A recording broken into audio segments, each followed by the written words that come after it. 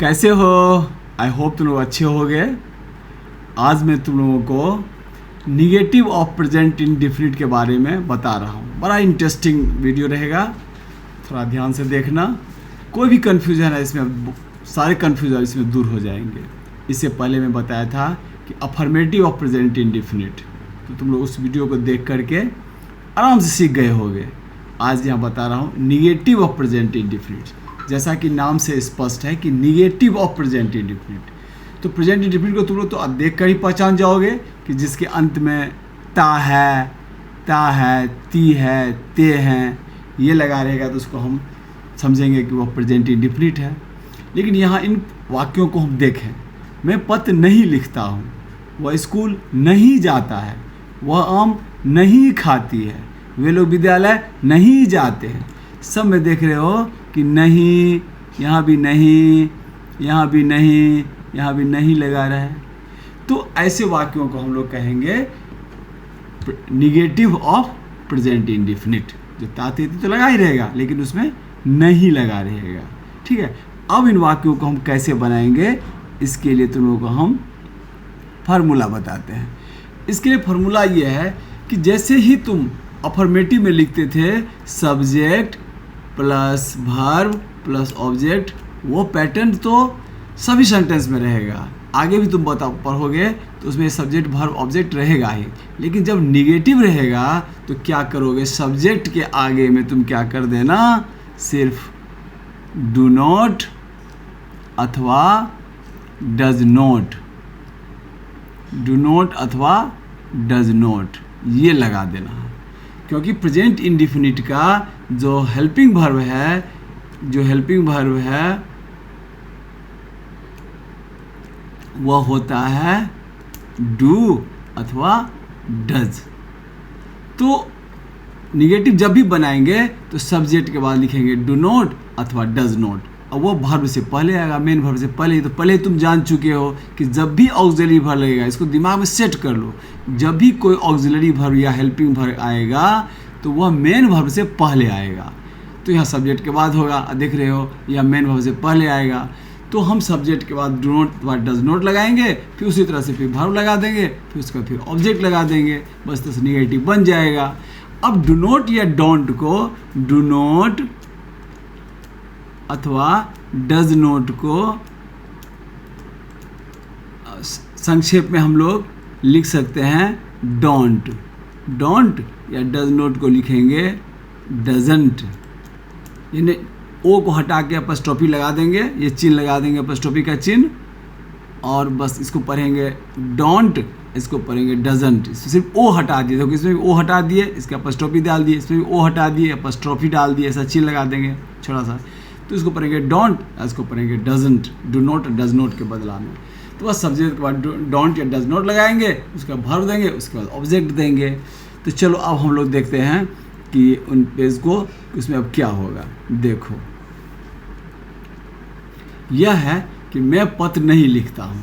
ठीक है, तो सबसे पहले हम क्या करेंगे कि मैं इसमें सब्जेक्ट खोजेंगे। तो सब्जेक्ट यहाँ पर क्या है, मैं है, तो सब्जेक्ट यहाँ पर क्या हो जाएगा, सब्जेक्ट हो जाएगा यहाँ पर, बताओ सब्जेक्ट क्या होगा, मैं। तो मैं को क्या करेंगे, सबसे पहले लिखेंगे आई।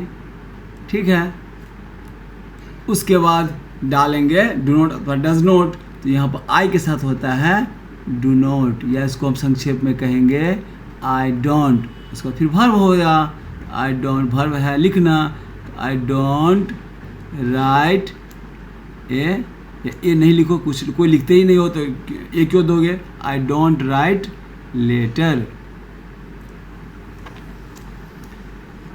वह स्कूल नहीं जाता है, तो ही के साथ लगेगा doesn't, he doesn't write letter. वह आम नहीं खाती है, तो खाती है तो हो जाएगा सी डजंट राइट लेटर। अब चौथे को तुम आराम से बना लोगे कि वे लोग विद्यालय नहीं जाते हैं, तो they don't go to school. अब यहाँ पर तो सिर्फ ये देखना है केवल कि हम किस में डोंट लगाएंगे और किस में डजेंट लगाएंगे। लेकिन उससे पहले एक चीज़ यहाँ पर गौर करो। क्या गौर करो कि जब हम ही के साथ, तो हम अफर्मेटिव में क्या करते थे कि एस या ईएस लगाते थे। जब subject third person singular number रहता था, ही जैसे है थर्ड पर्सन सिंगुलर नंबर, तो उसके साथ हम क्या करते थे, भर में एस या ईएस लगा दिए। लेकिन जब यहाँ पर डजेंट लगा दिए तो यहाँ पर देखो एस या ईएस नहीं लगाएंगे। ये चीज़ थोड़ा बहुत सारे लोग मिस्टेक करते हैं, यहाँ थोड़ा गौर करना कि जब एक बार डजेंट लगा दिए, एस लगा दिए यहाँ पर, तो यहाँ पर DOES, यहाँ एक बार जब लगा दिए डजेंट, तो यहाँ पर फिर दोबारा एस नहीं लगाएंगे। बस ये केवल ध्यान रखना है तुमको, ये कभी भूलना नहीं है कि यहाँ ही डजेंट और राइट्स दे दिए। बहुत लोग कर देते हैं, ही के साथ तो राइट्स होगा ना, भर में तो एस लगेगा नहीं। जब एक बार जब निगेटिव का ऑक्सिलरी डजेंट लगा दिए, तो यहाँ पर फिर हम लोग राइट्स नहीं लिखेंगे, सीधे लिखेंगे he doesn't write letter. Clear हो गया। अब है कि किसके साथ हम डोंट लगाएंगे, किसके साथ जो है सो डजेंट लगाएंगे, ये कन्फ्यूजन है। तो इसमें कोई भी कन्फ्यूजन है ही नहीं। जैसे अफर्मेटिव में साथ तुम देखते थे कि थर्ड पर्सन सिंगुलर नंबर के साथ, थर्ड पर्सन सिंगुलर नंबर के साथ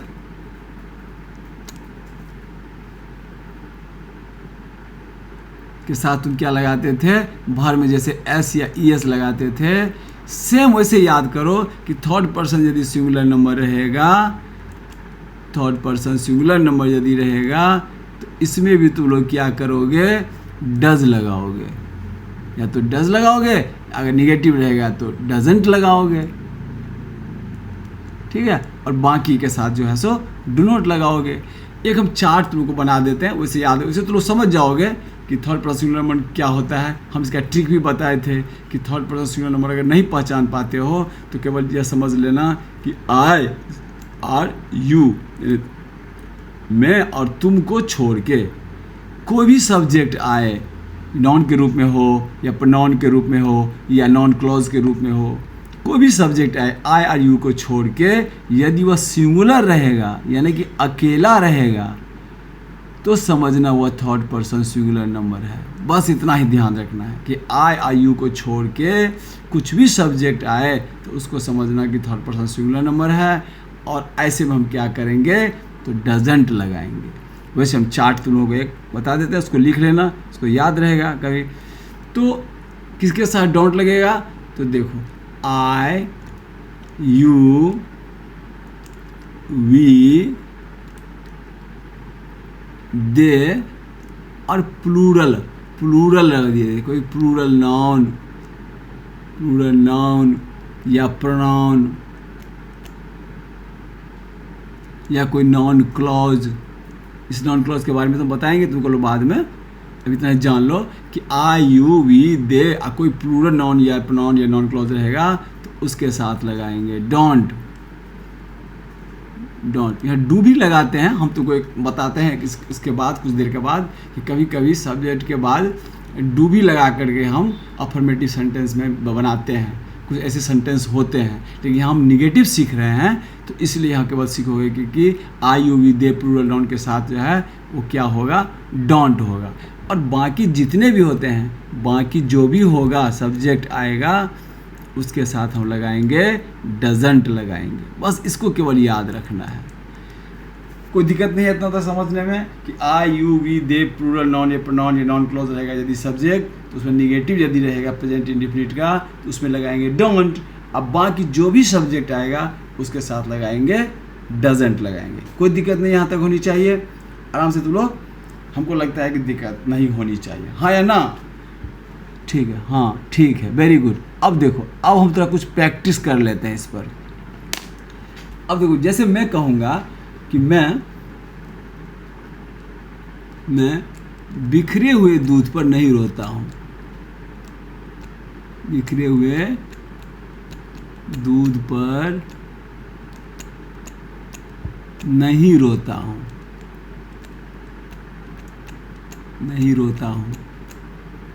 अब ये तो समझ गए कि यह प्रेजेंट इंडेफिनिट का निगेटिव है, नहीं लगा हुआ है, तो इसमें तुरंत ध्यान होना चाहिए कि इसमें हम डोंट या डजंट लगाएंगे। क्लियर है? तो पहले हम सब्जेक्ट खोजेंगे। सब्जेक्ट यहाँ पर क्या है?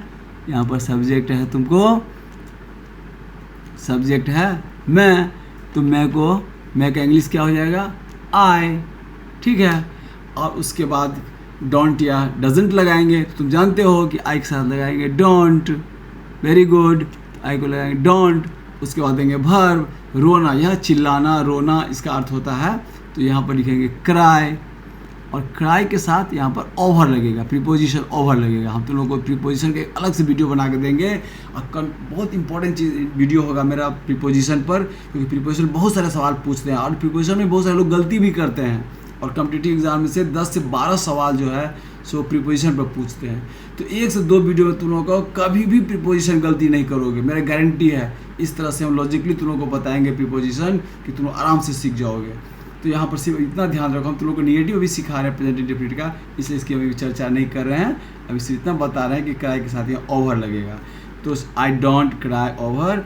अब उसका ऑब्जेक्ट क्या है यहाँ पर कि बिखरा हुआ दूध, गिरा हुआ दूध, इसको हम लोग बोलते हैं स्पिल्ट मिल्क। स्पिल्ट मिल्क, ठीक है। एक कहावत भी है कि बिखरे हुए दूध पर रोना।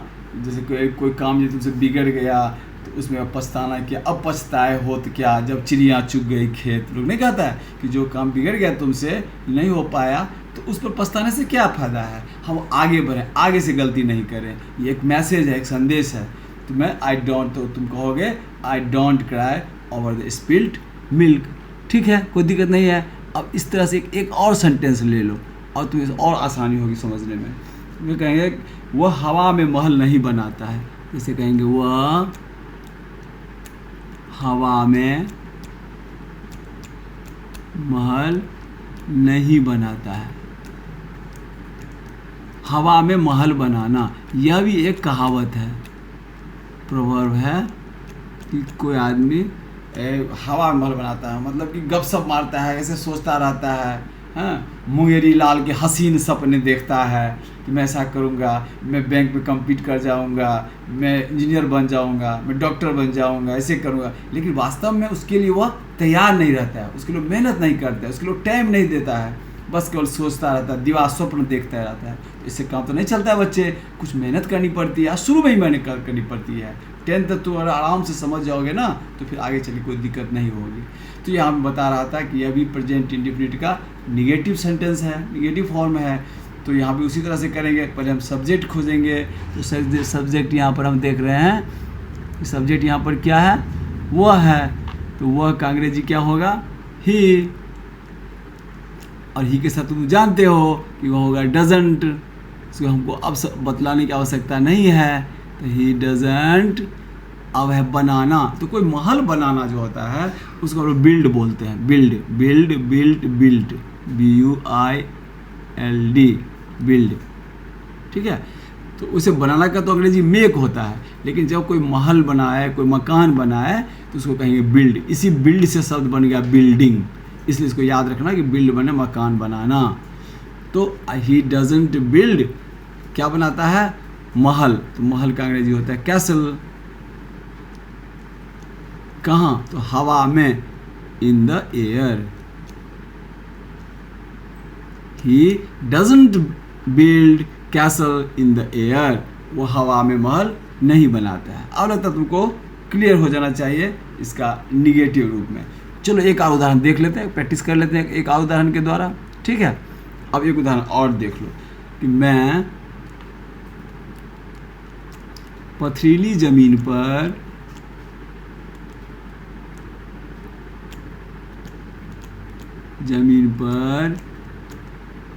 तुम लोग नोट भी करते रहना, बीज नहीं उगाता हूँ। बहुत कठिन होता है पथरीली ज़मीन पर उगाना, लेकिन उगाता भी है, ऐसी बात नहीं है लोग। तो यहाँ भी देख रहे हैं कि यार नहीं लगा हुआ है, ता है, ती है, तो स्पष्ट समझ जाएंगे कि प्रेजेंट इंडेफिनिट का ये निगेटिव फॉर्म है।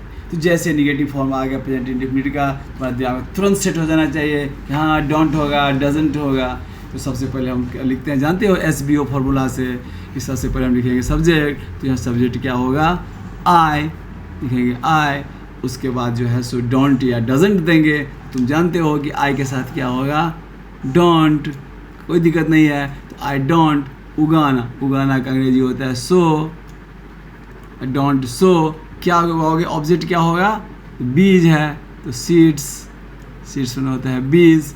कहाँ पर, पथरीली ज़मीन पर, तो पथरीली ज़मीन पर, इसका क्या होगा, पर, ऑन द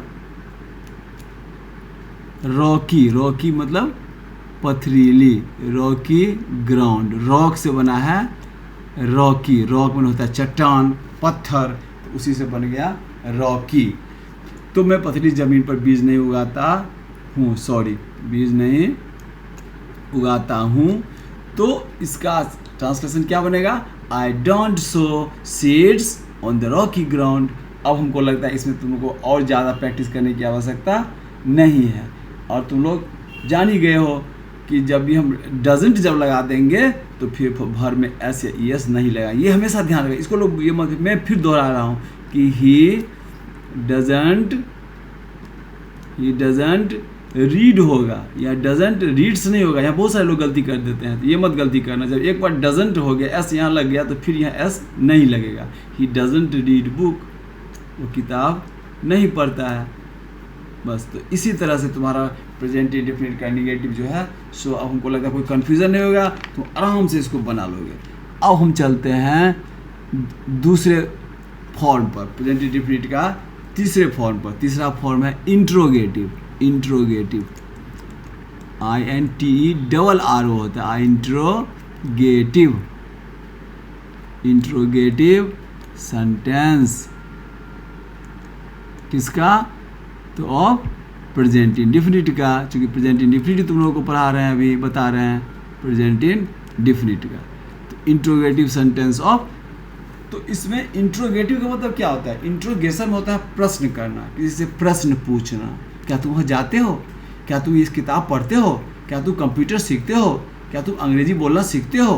तो जो पूछे किसी चीज़ से, ताते ही तो लगा ही रहेगा इसमें, जानते हो प्रेजेंट इंडेफिनिट रहेगा तो। लेकिन जब कोई चीज़ से कोई पूछे, प्रश्न करे, तो ऐसे सेंटेंस को कहेंगे हम इंट्रोगेटिव सेंटेंस, ठीक है। तो ये इंट्रोगेटिव सेंटेंस जो होता है वास्तव में वो 4 प्रकार के होते हैं। इंट्रोगेटिव सेंटेंस 4 तरह के फॉर्म अगर सीख जाओगे तो प्रेजेंट इंडेफिनिट का कोई भी इंट्रोगेटिव सेंटेंस तुमको मिलेगा, तो तुम आराम से बोल सकते हो, लिख सकते हो, कोई दिक्कत नहीं होगा। तो हम 4 प्रकार का बता देते हैं, बहुत इजी है, सबका फॉर्मूला तो वही है, लेकिन थोड़ा सा इसमें ध्यान देने की ज़रूरत है। जैसे हम पहला ले लें सिंपल, सिंपल मतलब जानते हो साधारण, तो simple interrogative sentence, simple interrogative,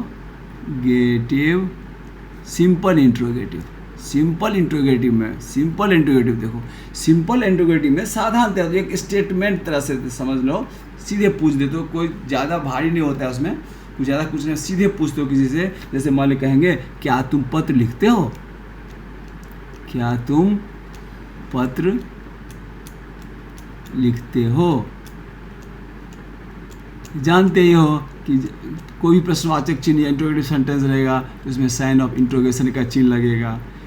तो इस तरह के अगर प्रश्न रहेगा तो हम क्या करेंगे, बस सिंपल याद रखो कि जो हेल्पिंग वर्ब या ऑक्सिलरी वर्ब है, सब खेल है ऑक्सिलरी वर्ब का ही, हेल्पिंग वर्ब का ही, वही आगे पीछे हो जाता है तो बस सेंटेंस में बदल जाएगा। ये प्रैक्टिस है, तुमको कुछ दिन प्रैक्टिस करोगे आराम से तुम धाराप्रवाह बोलने लगोगे, धाराप्रवाह अंग्रेजी लिखने लगोगे, कोई दिक्कत नहीं होगा। बस यहाँ पर थोड़ा गलती कर देता है कभी कभी लोग, ऑक्सिलरी वर्ब में ही, हेल्पिंग वर्ब में ही गलती कर देता है। तो हम जानते हैं कि प्रेजेंट इंडेफिनिट जब भी होगा, ताहा, ती है, ते हैं वाले सेंटेंस जो भी होगा उसमें हम ये तुरंत आ जाएगा ध्यान कि डू और डज है सर, उसमें कहना नहीं पड़ेगा।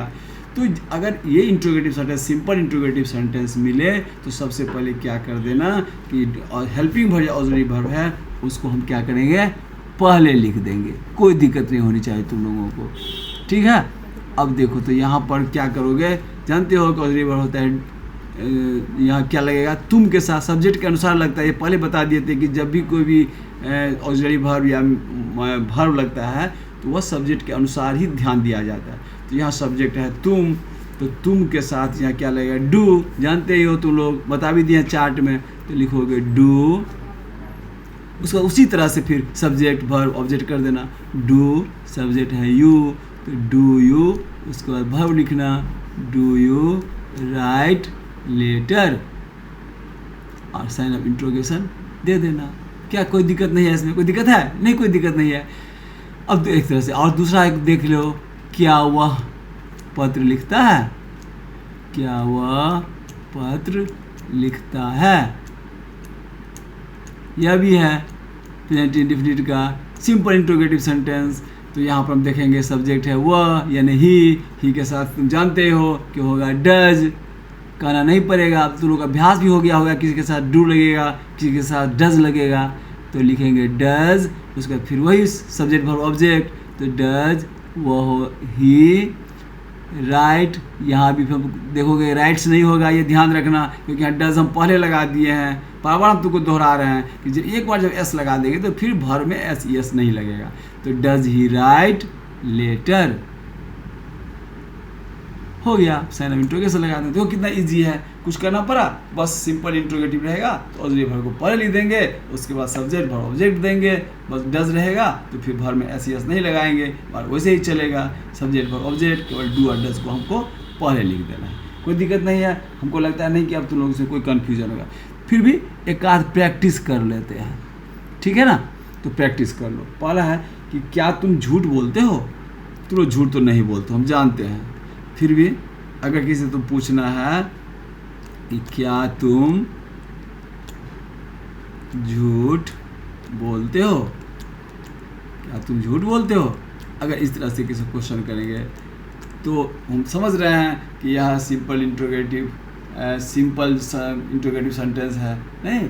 और यह प्रश्नवाचक चिन्ह भी लगा हुआ है, ताते भी है, प्रेजेंट इंडेफिनिट होगा। प्रेजेंट इंडेफिनिट होगा तो हमको जानते हैं कि डू और डज लगाएंगे सब्जेक्ट के अनुसार। सब्जेक्ट यहाँ पर यू, तो यहाँ लिखेंगे डू, तो क्या लिखेंगे, do you tell a lie, sign of interrogation देंगे। एक और देख लो, क्या दिक्कत है? क्या वह संयुक्त राष्ट्र अमेरिका, जिसको हम लोग बोलते हैं यूएसए, तो यहाँ पर हम यूएसए ही लिख देते हैं। यहाँ पर क्या वह यूएसए में रहता है? संयुक्त राष्ट्र अमेरिका भी कहते हैं, यूनाइटेड स्टेट्स ऑफ अमेरिका, तो क्या वह अमेरिका में, अमेरिका में रहता है? तो यहाँ पर देखोगे, यहाँ पर फिर पहले सब्जेक्ट खोजोगे तो ही है, तो जानते हैं कि ही के साथ क्या लगेगा, डज लगेगा, तो लिखोगे does he live in USA, हो गया। कितना सिंपल है, कितना आसान है, कोई दिक्कत नहीं है। देखिए अब एक और बना ही लेते हैं और तो क्लियर ही कर देते हैं। कहेंगे क्या वे लोग क्रिकेट खेलते हैं?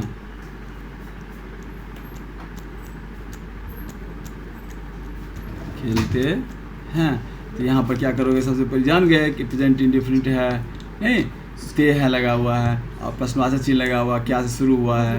तो ऐसे वाक्य में हम क्या करेंगे, सबसे पहले ऑक्सिलरी वर्ब डालेंगे। तो यहाँ पहले खोजेंगे पहले सब्जेक्ट के अनुसार ही ऑक्सिलरी वर्ब होगा, जानते ही हो। तो वे लोग अंग्रेजी होता है दे, तो दे के साथ देगा डू, लिखोगे डू, दे का अंग्रेजी होता है दे, वे लोग का, तो डू दे प्ले क्रिकेट, बस कुछ नहीं है, कुछ करना पड़ा। तो ये सिंपल इंट्रोगेटिव सेंटेंस है। सिंपल इंट्रोगेटिव सेंटेंस में इन शब्दों को, इन वाक्यों को देख करके तो एक बात तो तुम लोगों को समझ में आ गया होगा, इन सारे प्रश्न का जवाब तुम हाँ या ना में दे सकते हो। तो सिंपल इंट्रोगेटिव को पहचानने के लिए तुम केवल इतना ध्यान रखो कि जिसका उत्तर जो है सो सिर हिला कर कहा सकता है, सिर को ऊपर नीचे करके हाँ, सिर को बाएं दाएं करके नहीं, हाँ नहीं। तो जिसको कुछ बोलना नहीं पड़ता, पूछे क्या तुम झूठ बोलते हो, तुम सिर हिला कर बोलोगे नहीं, नहीं सिर हिलाओगे। क्या वो अमेरिका में रहता है, यूएसए में रहता है, तो कहोगे हाँ, सिर हिला के कहोगे। तो जिसमें सिर्फ कुछ जवाब नहीं देना हो और केवल सिर हिला के उसका आंसर देना हो, तो ऐसे सेंटेंस को हम कहेंगे सिंपल इंट्रोगेटिव सेंटेंस और प्रेजेंट इंडेफिनिट टेंस। ठीक है, इसमें अब हमको लगता है कोई परेशानी, कोई भी दिक्कत नहीं होगा, पूरा क्लियर हो गया होगा। ठीक है, अब हम इसके इंट्रोगेटिव सेंटेंस का दूसरा रूप जो है उसके बारे में बताते हैं। अब इसको दूसरा रूप क्या है, वह है कि निगेटिव ऑफ इंट्रोगेटिव सेंटेंस। सुनने में अजीब लगता है कि निगेटिव भी है और इंट्रोगेटिव भी है। निगेटिव ऑफ इंट्रोगेटिव सेंटेंस, इसमें बहुत सारे लोग गलती करते हैं। अब से तुम लोग गलती नहीं करोगे, जानता हूँ। निगेटिव ऑफ इंट्रोगेटिव सेंटेंस मतलब इंट्रोगेटिव सेंटेंस तो है ही, उसका निगेटिव है। जैसे कि मैं कहूँगा कि क्या तुम पत्र नहीं लिखते हो, क्या तुम पत्र नहीं लिखते हो।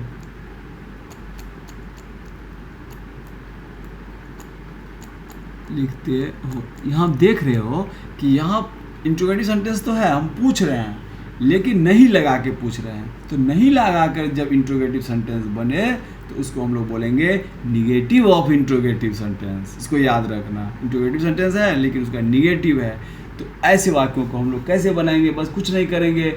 उसमें हम जो है सो डू लगाते थे, डज लगाते थे शुरू में, और इसमें लगाएंगे बस डोंट या डजंट, डोंट या डजंट, बस इतना ही अंतर है। अगर इंट्रोगेटिव का निगेटिव मिले तो लोग डोंट या डजंट से स्टार्ट करना। अगर उसमें सीधे अफर्मेटिव मिले, इस तरह से क्या प्रश्न पूछे कोई तुमसे जिसका हाँ ना जवाब देना होता है, तो उसमें जान गए कि डू और डज होगा। लेकिन जब ये निगेटिव मिल जाए तो उसमें क्या कर देना है कि डोंट या डजंट को पहले लिख देना है, फिर उसके बाद फिर वैसे ही सब्जेक्ट वर्ब ऑब्जेक्ट, उसके बाद फिर सब्जेक्ट, उसके बाद फिर वर्ब, उसके बाद ऑब्जेक्ट, वैसे ही लिखना। तो यहाँ पर देखो, क्या तुम पत्र नहीं लिखते हो, तो यहाँ पर सबसे पहले हम सब्जेक्ट खोजेंगे। सब्जेक्ट खोजना होता है, जानते ही हो। सब्जेक्ट कैसे खोजेंगे, इसके लिए तो बहुत अच्छा ट्रिक बता ही दिए थे कि पहले हम एक्शन देखेंगे और एक्शन के साथ पूछेंगे हु, कौन ऐसा करता है। तो यहाँ एक्शन है लिखना, वर्ब, तो वह कौन पूछेंगे, कौन लिखता है। तो तुमको बारे में पूछा जा रहा है तो तुम होगा सब्जेक्ट। ये कोई दिक्कत नहीं होगा, पहले वीडियो देख कर ही तुम लोग समझ गए होगे। अगर नहीं समझे होगे तो उस वीडियो को एक बार फिर से देख लेना, कोई पकड़ने में दिक्कत नहीं होगा सब्जेक्ट वर्ब ऑब्जेक्ट को। तो ठीक है, तो हम तो क्या तुम पत्र नहीं लिखते हो, तो यहाँ पर देख रहे हो कि तुम है, तो तुम के साथ क्या लगेगा, हम जानते हैं कि डोंट लगेगा, तो लिखेंगे डोंट, फिर सब्जेक्ट वर्ब ऑब्जेक्ट कर दो, डोंट यू राइट लेटर। हो गया, कितना आसान है। कुछ करना पड़ा, कुछ नहीं करना पड़ा। तो इसी तरह से एक और देख लो, हम कहेंगे क्या वह पत्र लिखता है, क्या वह पत्र लिखता है। यह भी है, क्या वह पत्र, क्या छोड़ दिया हम, क्या वह पत्र नहीं लिखता है, क्या वह पत्र नहीं लिखता है। यह भी हो गया निगेटिव ऑफ इंट्रोगेटिव सेंटेंस। दूसरा स्वरूप, इंट्रोगेटिव तो है ही, प्रश्न तो पूछ रहा है लेकिन नहीं करके पूछ रहा है, निगेटिव करके पूछ रहा है, तो निगेटिव और इंट्रोगेटिव सेंटेंस को हम लोग बोलते हैं। इस शब्द को याद रखना।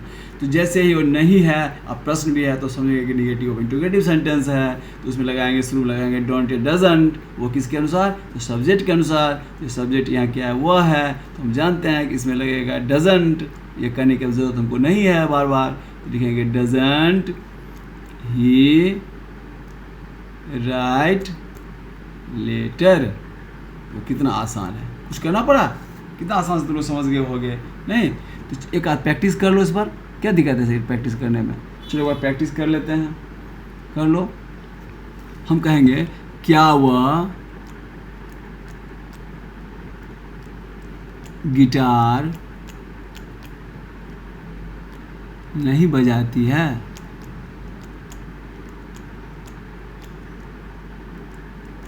यह भी निगेटिव और इंट्रोगेटिव सेंटेंस है, आपको कहने की आवश्यकता इसमें अब नहीं रह गया है। तो इसको हम लोग कैसे बनाएंगे, तो कैसे बनाएंगे, तो हम जानते ही हैं कि सबसे पहले सब्जेक्ट खोजेंगे। सब्जेक्ट है वह, और वह कौन सा वह है, बजाती है। तो वह का तो जानते हो कि ही भी होता है और शी भी होता है, इट भी होता है। तो वह जैसे बजाती है तो इसका समझेंगे कोई फीमेल जेंडर है, नहीं तो फीमेल अगर है तो उसके साथ वह का होता है शी। तो शी के साथ ऑक्सिलरी वर्ब क्या लगता है, ही, सी के साथ लगता है डज, डजंट इसमें निगेटिव में। तो हम लिखेंगे सबसे पहले क्या लिखेंगे, डजंट।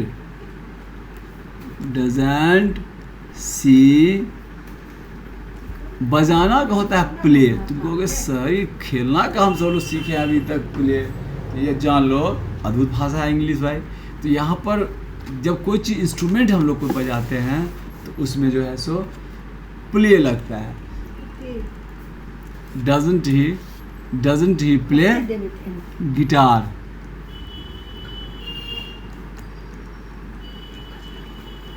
इसमें लगा देंगे साइन ऑफ इंट्रोगेशन। यहाँ देख लो कि यहाँ पर बजाना कोई भी इंस्ट्रूमेंट बजाओगे, हारमोनियम बजाओगे, बांसुरी बजाओगे, तबला बजाओगे, तो कोई भी अगर बजाओगे तो उसमें होगा प्ले होगा बजाने का। लिखेंगे डजंट ही प्ले गिटार। कोई दिक्कत नहीं है। यहाँ पर एक और प्रैक्टिस कर लेते हैं। क्या वो अंग्रेजी नहीं बोलती है? क्या वह अंग्रेजी नहीं बोलता है? तुम लोग तब बोलने लगोगे। हमको विश्वास है कि तुम इसी तरह से बस एक आध महीना मेरा वीडियो सब देखना और टेस्ट देना। मेरा गारंटी है कि अब से जो पढ़ाएंगे उसके बाद इंग्लिश में ही बोल के ही पढ़ाएंगे। तुम लोग से जवाब भी पूछेंगे इंग्लिश में ही। तो अभी थोड़ा कंस्ट्रक्शन सीख लो, कुछ दिन परेशानी है, कुछ टेंस और वॉइस एंड नरेशन, 3 चीज़ अगर सीख लोगे ना, उसके बाद कुछ कंस्ट्रक्शन बता देंगे तो लगे अरे इंग्लिश तो इतना आसान है। धारा प्रवाह इंग्लिश बोलने लगोगे, धारा प्रवाह इंग्लिश लिखने लगोगे। और किसी भी कंपटीशन में इंग्लिश तो बहुत ही इंपॉर्टेंट होता है ना। कोई भी परीक्षा तुम कॉम्पिटिटिव एग्जाम दोगे तो इंग्लिश का ग्रामर का जो है सो एरर्स, गलतियाँ, उसको कहेगा ढूंढने के लिए तुमको बताना ही होगा उसमें। तो अभी अगर बेसिक फंडा इसको अगर जान जाओगे तो मेरा गारंटी है कि कभी गलती नहीं करोगे।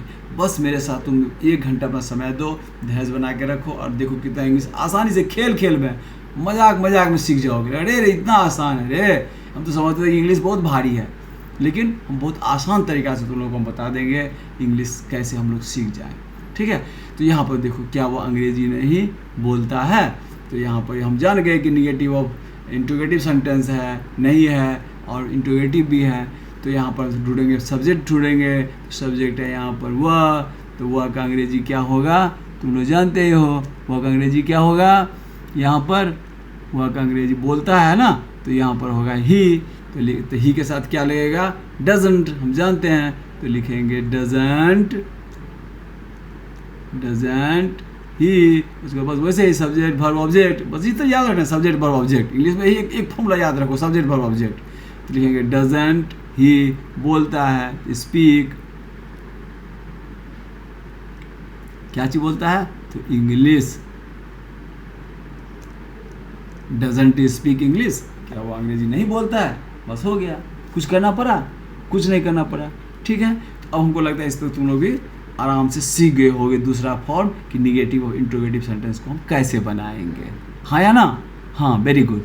अच्छा, अब देखो, अब तीसरा जो तुम्हारा इसका इंट्रोगेटिव सेंटेंस का होता है वो होता है WH टाइप इंट्रोगेटिव। तीसरा क्या होता है?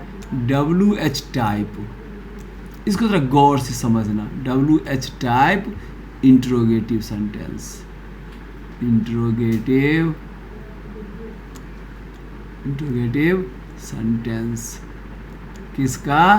तो तुमको याद ही है प्रेजेंट इंडेफिनिट का। अभी हम सिर्फ प्रेजेंट इंडेफिनिट ही तुमको बता रहे हैं, जो ता है, ती है वाले वाक्यों को के बारे में बता रहे हैं। तो जो भी बता रहे हैं समझना है वो प्रेजेंट इंडेफिनिट या सिंपल प्रेजेंट टेंस का है। ठीक है, अब WH टैब का मतलब क्या होगा? पहले इसको समझो। WH टैब से मतलब क्या हो? WH टैब मतलब होता है कि इंट्रोगेटिव सेंटेंस में कुछ ऐसे शब्द होते हैं जो WH से शुरू होते हैं। जैसे देखो, हम बोलेंगे क्या, तो क्या भी इंट्रोगेटिव वर्ड है, तो क्या का अंग्रेजी होगा व्हाट बोले क्या। अब जैसे तुमको हम बोलेंगे कहाँ, तो बोलेंगे व्हेन, कहाँ। हम बोलेंगे कब, सॉरी कहाँ का होता है, व्हेन का होता है कब। हम पूछेंगे कहाँ, तो होगा वेयर मतलब कहाँ। नहीं, क्यों, हम पूछेंगे क्यों, तो WHY, क्यों, वाई मतलब क्यों। समझ, एक चीज तुम गौर कर देखो, हम क्या, कब, कहाँ, क्यों। एक और होता है इसका एक्सेप्शन होता है, कैसे। तो इसमें हाउ होता है, इसमें एक W छोड़ दिया गया, साइलेंट है इसमें, समझ लो कि डब्ल्यू नहीं है, लेकिन एक एक्सेप्शन ही समझ लो कि अभी एक हाउ ये भी होता है डब्ल्यू एच टाइप में, हाउ कर लगा कर भी, कैसे लगा कर बोला। तो तुम गौर से तुम उसमें देखे होंगे, इन सब सेंटेंस में तुम गौर से देखो कि ये सब सेंटेंस, अब तुम गौर से देखो कि इसे ऐसे वाक्यों में देखो डब्ल्यू एच लगा हुआ है, इसमें भी डब्ल्यू एच लगा हुआ है, इसमें भी डब्ल्यू एच लगा हुआ है, इसमें भी डब्ल्यू एच लगा हुआ है, इसको छोड़ के। तो ये सभी में जब डब्ल्यू एच टैप सेंटेंस वाले कोई वाक्य हो तो हम इसको लगा करके कोई प्रश्न पूछे तो हम उसको समझेंगे क्या कि W H tap interrogative sentence है। करना कुछ नहीं है, उसी तरह से करना है, बस केवल इन शब्दों को what, when, where, why, how, इन जो वर्ड है इन वर्डों को सिर्फ सबसे शुरू में लिख देना है। उसमें पहले डोंट या डू या पहले लिखते थे ना, अब लेकिन इसमें क्या करना है कि ये डब्ल्यू एच सेंटेंस वाला जब कोई वाक्य मिले तो ऐसे को हम पहले सबसे शुरू में लिखेंगे, बस इतना ही ध्यान रख लो। जैसे देखो एग्जाम्पल के द्वारा तुमको क्लियर कर लो इसमें। अब देखो जैसे हम कहेंगे कि वह पत्र कब लिखता है, हम जैसे कहेंगे वह पत्र कब लिखता है। लगता है तुमको मज़ा आ रहा होगा सीखने में, आराम से सीख रहे होगे, पूरा सीख जाओगे अंग्रेजी। मैं बताता हूँ कि तुमको इंग्लिश में कोई प्रॉब्लम ही नहीं रहेगा। तुम देखना गौर से, अगर कल धैर्य से तुम 1 महीना सीखो, बस मेरे साथ वीडियो देखते रहो और उसका टेस्ट देते रहोगे तो तुमको इंग्लिश से आसान लगेगा ही नहीं। जो इंग्लिश से लोग भागते रहते हैं, लगेगा अरे इंग्लिश तो इतना आसान है यार, क्यों हम लोग भागते थे। जरूर हमको दिन कहोगे, तो ठीक है।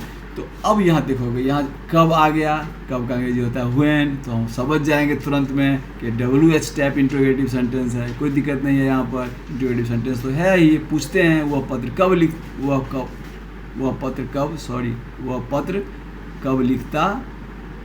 है, वह पत्र कब लिखता है। यहाँ पर तुम क्लियर समझ जाओगे कि इंट्रोगेटिव सेंटेंस है और यहाँ कब लगा हुआ है। तो जैसे ही कब लगा हुआ है उसका अंग्रेजी होता है व्हेन, तो समझना है कि डब्ल्यू एच टाइप है।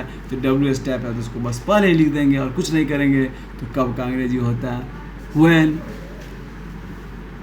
ठीक है। और उसको जैसे ही इंट्रोगेटिव सेंटेंस बनाते थे ना, कि डू और डज शुरू में लिखते थे, बस उसी तरह से डू और डज करके इंट्रोगेटिव सेंटेंस बना लो, कुछ नहीं दिक्कत है।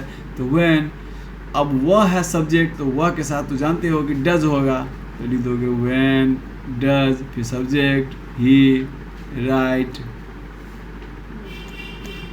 लेटर। कोई दिक्कत हुआ?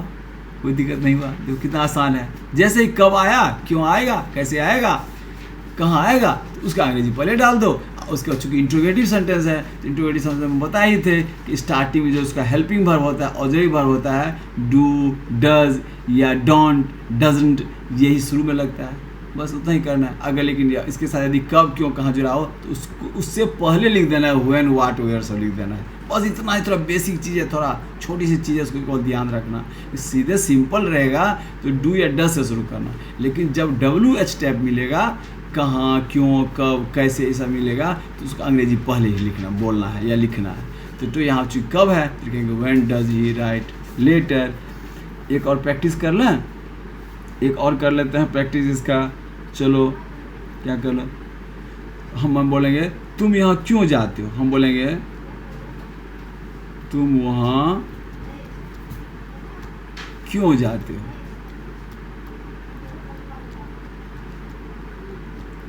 तुरंत में देख लेगा, अरे यहाँ तो क्यों है, इंट्रोगेटिव सेंटेंस है ही, प्रेजेंट इंडेफिनिट का आता है, ती है लगा हुआ है, तो प्रेजेंट इंडेफिनिट का इंट्रोगेटिव तो है ही, इसमें फिर क्यों लगा हुआ है, क्यों का अंग्रेजी होता है वाई। तो समझ जाओगे, ओ सर वाई है पहले, तो वाई को पहले डालेंगे, उसके बाद जो हेल्पिंग वर्ब वो डालेंगे। अरे ध्यान रखो, अरे क्यों आ गया वाई, तो बोले क्यों को पहले लिख देंगे। तो क्यों का अंग्रेजी होता है वाई, लिखेंगे वाई। उसके बाद यहाँ चूँकि सब्जेक्ट तुम है तो जानते हो कि सब्जेक्ट के अनुसार ही डू और डज लगेगा, तो यू के साथ लगता है डू, तो लिखोगे वाई डू, फिर subject verb object, why do you go there, sign of interrogation डाल देंगे। कोई दिक्कत नहीं है, यहाँ पर आराम से तुम समझ गए होगे। कोई परेशानी हुई? कोई परेशानी नहीं, ठीक है। अब इसका अंतिम रूप जो है उसको हम देखते हैं। अब अंतिम रूप क्या? अंतिम रूप है कि चॉइस या प्रेफरेंस। ये बड़ा इंपॉर्टेंट होता है, गौर से देखना। चॉइस या प्रेफरेंस, चॉइस मतलब पसंद, प्रेफरेंस मतलब वही पसंद। तो कोई चीज़ तुमसे कभी कभी कोई पूछता है कि मतलब तुमको क्या पसंद है, तुम सबसे ज़्यादा क्या पसंद करते हो, इस तरह के वाक्य कोई को पूछेगा कि तुम कौन सा सब्जेक्ट सबसे ज़्यादा पसंद करते हो, तुम कौन सा खाना सबसे ज़्यादा पसंद करते हो, तुम कौन सा हॉबी सबसे पसंद करते हो, या कोई बराबर तुमसे कोई पूछ देगा कि तुम कौन सा सब्जेक्ट सबसे ज़्यादा पसंद करते हो, बोलो तो इस तरह से अगर चॉइस वाला कोई चीज़ आए, तो चॉइस या प्रेफरेंस वाला कोई सेंटेंस, इंट्रोगेटिव सेंटेंस आए, तो उसको हम लोग कैसे बनाएंगे। पहले उदाहरण के द्वारा देखें। नहीं, हम जैसे पूछेंगे कि कौन सी किताब तुम सबसे ज़्यादा पसंद करते हो, कौन सी किताब या कौन सा सब्जेक्ट या कौन सा विषय तुम सबसे ज़्यादा पसंद करते हो। बराबर तुम लोगों से कोई पूछता होगा, या तुम भी किसी पूछ सकते हो कौन सा विषय तुम सबसे ज़्यादा पसंद करते हो। देखो ये पसंद आ गया, चॉइस वाला बात आ गया। और ते होती है, ते है देख करके तुरंत समझ जाएंगे। इसको याद रखना हमेशा, ता है, ती है, ते है आ जाएगा, समझ लेना कि सिंपल प्रेजेंट टेंस या प्रेजेंट इंडेफिनिट है, उसका ऑक्सिलरी वर्ब डू डज होता है। बस इस चीज़ को केवल याद रखना है। ता है, ती आया तो दिमाग तुरंत आ जाना है कि डू डज होगा सर, डोंट डजंट होगा सर, और क्लियर समझ लेना इसमें। तो उसको हम लोग समझ जाएंगे कि प्रेजेंट इंडेफिनिट है, इंट्रोगेटिव है प्रेजेंट इंडेफिनिट का। लेकिन यहाँ पर हम देख रहे हैं कि चॉइस पूछ रहा है तुमसे, कौन सा तुम सबसे ज़्यादा पसंद करते हो, माने तुम्हारा क्या प्रेफरेंस है, तुम कौन सा चॉइस है। तो ऐसे वाक्य अगर आ जाए तो तुम क्या करना, कौन सा का अंग्रेजी होता है which, WHICH, which माने कौन, ये याद रखो, which माने होता है कौन। तो which जो ये भी WH लगा हुआ है, एक तरह से ये भी समझो कि WH इसमें भी लगा हुआ है। तो हम अगर WH लगा हुआ है तो हम WH को हम पहले लिखेंगे, जानते हो WH वाला आ गया तो इसको भी हम पहले लिखेंगे। इसमें कोई ज़्यादा फॉर्मूला भी नहीं है, कोई ज़्यादा ट्रिक भी नहीं है, यह भी WH है। तो इसमें लेकिन केवल चॉइस है, केवल इतना ध्यान रखना है। तो इस तरह का सेंटेंस अगर लगाएगा तो हम लिखेंगे जो तुम जिसके बारे में तुम पूछ रहे हो ना, उसका अंग्रेजी पहले देना है। पहले वहाँ पर सिर्फ वाट, वेयर, व्हेन दिए थे, यहाँ पर केवल चॉइस अगर आ जाए तो जिसके बारे में पूछ रहा है उसके पूरा देना। जैसे कौन सा विषय तो लिखोगे विच सब्जेक्ट, बस अंतर इतना ही समझ लो, केवल लिखोगे विच सब्जेक्ट। और जैसे इंट्रोगेटिव बनाते थे, डू से या डज से पहले लिखते गए, उसे करना। तो सब्जेक्ट है यहाँ पर तुम, तो उसके बाद आएगा डू, उसका फिर वही सब्जेक्ट वर्ब ऑब्जेक्ट, फिर सब्जेक्ट डू यू, पसंद करना को होता है लाइक, और सबसे ज़्यादा का अंग्रेजी होता है most. Which subject do you like most, हो गया, कोई दिक्कत नहीं है इसमें, कोई दिक्कत है, कोई दिक्कत नहीं होनी चाहिए। एक उदाहरण और देख लो और आराम से समझ जाओगे। नहीं, जैसे तुमसे कोई पूछेगा कि कौन सा खेल तुम सबसे ज़्यादा पसंद करते हो, कौन सा खेल तुम सबसे ज़्यादा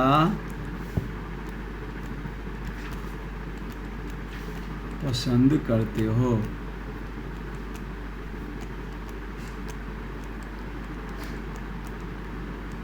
बस जैसे देख लिए, ते है, तो है, तू है, ती है, ते है, तो यहाँ पर हो, तो यहाँ पर समझेंगे प्रेजेंट इंडेफिनिट है, और इसमें जो है सो इंट्रोगेटिव है, चूँकि प्रश्नवाचक चिन्ह है, पूछता भी है, प्रश्न भी है, तो इसमें कोई दिक्कत नहीं है। लेकिन तुम यहाँ देखोगे, यहाँ पूछ रहा है, पसंद की बात कर रहा है तुमसे कि कौन सा खेल तुम सबसे ज़्यादा पसंद करते हो, या लाइक की बात है, चॉइस की बात है, प्रेफरेंस की बात है, तो समझना कि हाँ विच लगेगा। नहीं, तो विच को हम पहले क्या करेंगे, लिख देंगे पहले विच, लेकिन किसके बारे में, तो कौन सा खेल, इसके बस इतना ही केवल ध्यान रखना है कि यहाँ पूरा विषय के बारे में लिखें जिसके बारे में पूछ रहा है। वहाँ पर वेयर वाट बता ही दिया है कि ऊपर वेयर वाट लिख देते हैं। यहाँ पर जब चॉइस वाली बात हो तो पूरा सब्जेक्ट केवल यहाँ पर देना, पूरा यहाँ कौन सा खेल के बारे में लिखना। तो क्या लिखोगे, विच गेम, कौन सा खेल, विच गेम, बस इंट्रोगेटिव जैसे बनाते थे, डू डज हेल्पिंग वर्ब से स्टार्ट करके डू डज से स्टार्ट, उसे इसमें भी करेंगे, which game do you like most. है ना कितना आसान, मज़ा में तुम लोग, हमको लगता है कि सब चारों तरह के इंट्रोगेटिव सेंटेंस अब हमको लगता है कि तुम लोग सीख लिए होगे। अब एक चीज़, कोई क्वेश्चन, एक बच्चा हमको क्वेश्चन कर दिया था कि सर आप बताए थे कि सब्जेक्ट के बाद यदि वर्ब हो तो हेल्पिंग वर्ब जो है सो वर्ब से पहले लगता है, निश्चित लगता है। तो यहाँ पर हम हेल्पिंग वर्ब तो अब हम बता रहे हैं कि डू डज लगता है, तो क्या डू और डज यहाँ पर नहीं लगेगा? कभी नहीं लगता है। सब्जेक्ट के बाद क्या डू डज कभी नहीं लगता है? ये बड़ा इंपॉर्टेंट चीज़ बता रहे हैं तुम लोगों को। ये बहुत सारे क्वेश्चन में भी आते हैं, किसी पूछ भी दोगे तो वो धड़फड़ा जाएगा, घबरा जाएगा, ये क्या पूछ दिए हैं कि क्या सब्जेक्ट के बाद कभी डू और डज लगता है? तो ऐसा होता है कि नहीं? अब देखो, हाँ लगता है। बड़ा इंपॉर्टेंट चीज़ है, तुम सीख लो बढ़िया से। कुछ ऐसे वाक्य होते हैं जिसको हम लोग बोलते हैं इम्फैटिक सेंटेंस।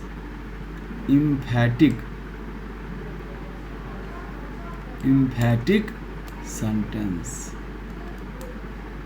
गौर से देखोगे। इम्फैटिक जो शब्द बना है वो एम्फेसिस से बना है। इम्फेसिस मतलब होता है जोर देना, किसी चीज़ पर जोर देना। कब जोर देगा? जैसे मान ली तुमसे कोई पूछता है तुम किताब पढ़ते हो, तो चुप रहोगे, कुछ नहीं बोलोगे। फिर पूछेगा तुम किताब पढ़ते हो जी, तो तुम बोलोगे हाँ मैं किताब पढ़ता ही तो हूँ। अब देख नहीं रहे हो, मैं किताब पढ़ता ही तो हूँ। और तुम खेलते हो, नहीं सुना हाँ नहीं, तुम जवाब दो, अरे तुम खेलते हो, मैं तुमसे पूछ रहा हूँ जी। अरे तुम देख नहीं रहे हो, मैं खेलता ही तो हूँ। तो ऐसे अगर वाक्य रहे जिसमें जोर देना पड़े, जैसे देखो मैं पढ़ता ही तो हूँ, मैं पढ़ता ही तो हूँ, मैं पढ़ता हूँ।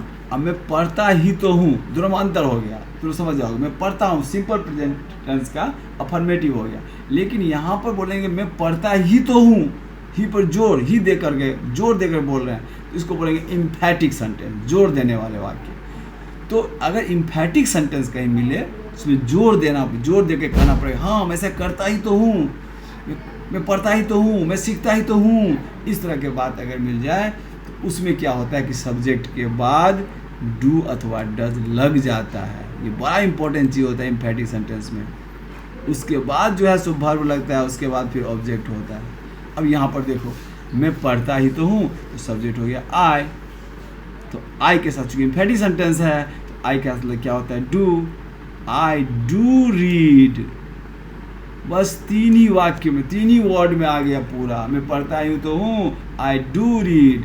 उसी तरह से यदि मैं कहेंगे कि हाँ मैं खाता ही तो हूँ, अब तुम बोल सकते हो, मैं पूछेंगे मैं खाता ही तो हूँ, यह भी हो गया इम्फैटिक सेंटेंस।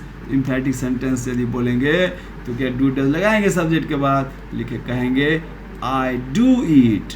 बस तीन ही वर्ड में पूरा सेंटेंस कंप्लीट हो गया, बस आई डू इट। अगर वह खेलता ही तो है, वह खेलता ही तो है। अगर कहेंगे तो अगर खेलता है तो वह समझेगा ये इम्फैटिक सेंटेंस है, जोर देने वाले वाक्य है, तो इसमें डू डज लगाएंगे सब्जेक्ट के बाद, तो कहेंगे he does play, he does play, वह खेलता है। बस हो गया, बस इम्फैटिक सेंटेंस को इसी तरह से बनाएंगे। तो अब हमको लगता है कि तुम लोग प्रेजेंट इंडेफिनिट का अफर्मेटिव, निगेटिव और इंट्रोगेटिव सेंटेंस आराम से सीख लिए होगे, कोई भी दिक्कत नहीं होगा। हम प्रैक्टिस टेस्ट तुम से देंगे, एक टेस्ट भी लेंगे, पहले देख लेना, उसके बाद हमको टेस्ट दे देना, और उसके बाद टेस्ट में तुमको लगेगा कि नहीं अब कुछ आसान नहीं है, केवल उसको जितना हम बताएं उसका नोट तैयार कर लेना, उसको लिख लेना, और कोई कन्फ्यूज़न हो तो डाउट सेशन में जाकर हमसे पूछना, कोई दिक्कत नहीं होगी। आगे जो वीडियो तुम लोग को बताएंगे अब प्रेजेंट इम्परफेक्ट में बताएंगे। अब ये अगर सीख गए ना तो फिर आगे प्रेजेंट इम्परफेक्ट या प्रेजेंट परफेक्ट कंटिन्यूअस या फिर पास्ट टेंस का, फ्यूचर टेंस का कोई भी फॉर्म बहुत इसी तरीक़ा से चलेगा। बस केवल ऑक्सिलरी वर्ब केवल तुमको बता देंगे, या तुम लोग एक बार ध्यान दे दोगे ऑक्सिलरी वर्ब को कि प्रेजेंट इंडेफिनिट में डू लगता है, प्रेजेंट इंडेफिनिट में एम लगता है, उसी तरह पास्ट इंडेफिनिट में डिड लगता है, बता देंगे, कोई दिक्कत नहीं होगा। तो बस प्रैक्टिस करते पता भी चलेगा, वो रटना भी नहीं पड़ेगा, तो आराम से इसको बना लोगे। बस इसको केवल सीख लेना। ये 2-3 वीडियो है, ये 2-3 वीडियो को 2-3 बार देखना, नोट बना लेना, टेस्ट दे देना, फिर उसके बाद अंग्रेजी आ गई मुट्ठी में, कोई दिक्कत नहीं होगा। धारा प्रवाह मेरे साथ इंग्लिश बोलना शुरू कर दोगे, मेरी गारंटी है, मैं कहता हूँ तुमको। बस 1 घंटा केवल मेरे साथ रहो, नोट तैयार करो और उसको प्रैक्टिस करो, ठीक है। तो अब हम फिर अगले वीडियो मिलते हैं, तब तक के लिए बाय बाय।